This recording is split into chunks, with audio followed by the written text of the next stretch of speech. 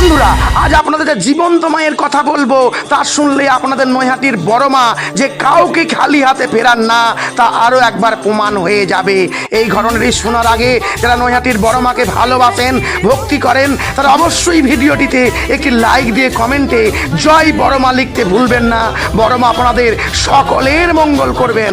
বন্ধুরা, ধর্ম যার যার, বড় মা সবার। এই আদর্শেই মা পূজিত হয়ে আসছেন। বন্ধুরা, এই মায়ের কাছে আপনি ভক্তি ভরে যা চাইবেন, মায়ের আশীর্বাদে আপনার মনোবাঞ্ছা পূরণ হবেই।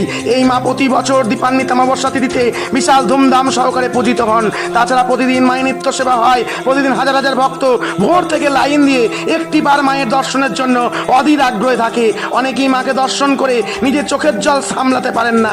এই মায়ের চোখের দিকে তাকালে আপনি বুঝতে পারবেন আপনার কষ্টের জন্য মায়ের চোখেও জল পড়ছে। বন্ধুরা, এতটাই ভালোবাসেন এই মা তার সকল ভক্তকে, তাই সকলে মায়ের আশীর্বাদ পেতে কমেন্টে লিখুন জয় মঙ্গলময়ী বড় মা।